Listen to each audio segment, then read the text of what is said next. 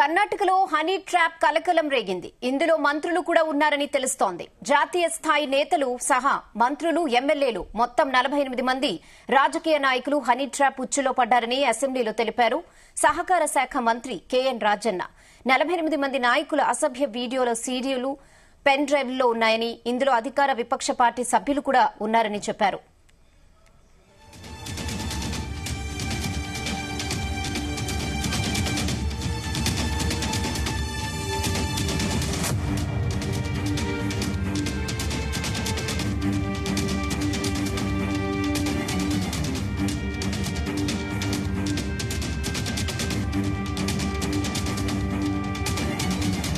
ఒక మంత్రిపై 2 సార్లు honey trap యత్నం జరిగిందని, రాజకీయ ప్రయోజనాల కోసం కొంతమంది వీటిని వాడుకుంటున్నారని మంత్రి సతీష్ జారిహోళీ తెలిపారు. ఈ కేసులో ఎవరినైనా అరెస్ట్ చేశారో లేదో తనకు తెలియదని, దర్యాప్తు పూర్తయితే అన్ని విషయాలు బయటకొస్తాయని డిప్యూటీ సీఎం డీకే శివకుమార్ స్పందించారు.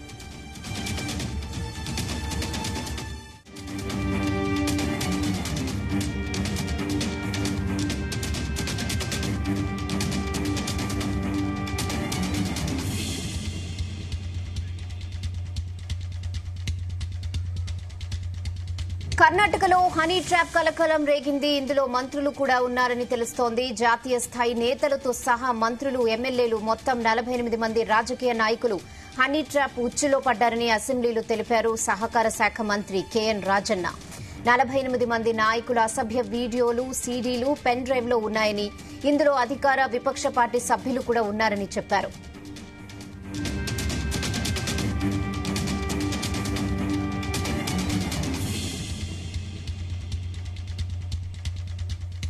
ఒక మంత్రిపై 2 సార్లు హనీ ట్రాప్ ప్రయత్నం జరిగిందని, రాజకీయ ప్రయోజనాల కోసం కొంతమంది వీటిని వాడుకుంటున్నారని మంత్రి సతీష్ జారిహోళీ తెలిపారు. ఈ కేసులో ఎవరినైనా అరెస్ట్ చేశారో లేదో తనకు తెలియదని, దర్యాప్తు పూర్తయితే అన్ని విషయాలు బయటకు వస్తాయని డిప్యూటీ సీఎం డీకే శివకుమార్ స్పందించారు. वो सही है, ट्रैप तो करने की कोशिश किया है मगर कामयाब नहीं हुआ है। ये पहली बार नहीं है, कर्नाटक में 20 साल से हो रहा है। हर पार्टी का इसका विक्टिम है, BJP, JDS, Congress, officials, senior politician सब लोग इसके विक्टिम है।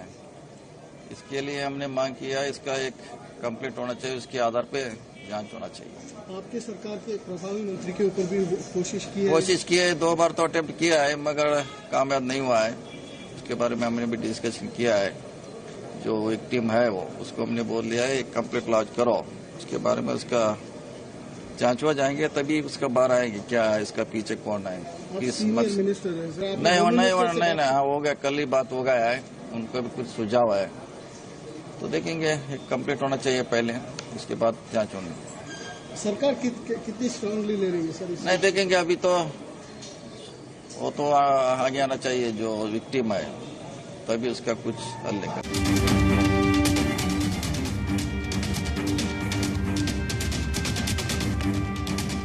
ఇదే విషయంపై మరిన్ని updates crime bureau chief Raviteja అందిస్తారు. రవితేజ, కర్ణాటకలో వెలుగులోకి వచ్చినటువంటి హనీ ట్రాప్ పై తీవ్ర సంచలనం రేగుతా ఉంది.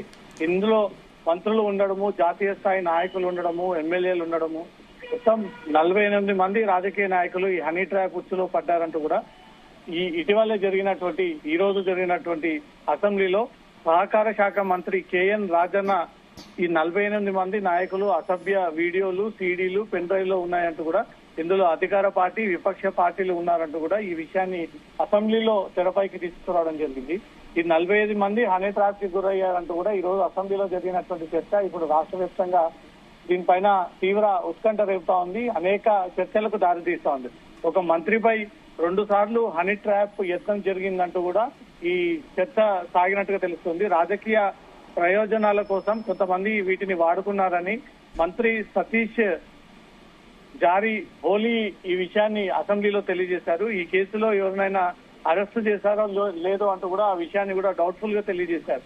దర్యాప్తు పూర్తయితే అన్ని విషయాలు బయటకు వస్తాయంటూ కూడా డిప్యూటీ సీఎం డీకే శివకుమార్ ఈ రోజు ఈ హనీ ట్రాప్ అంశం పైన స్పందించి ఈ విషయాన్ని కూడా క్లారిటీ ఇవ్వడం జరిగింది.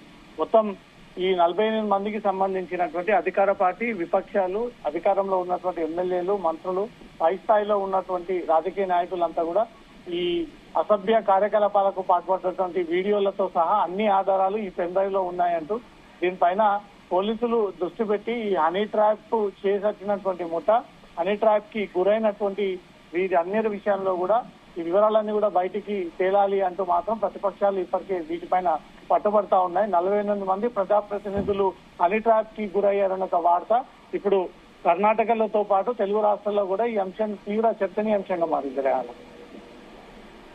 ఓకే రవితేజ.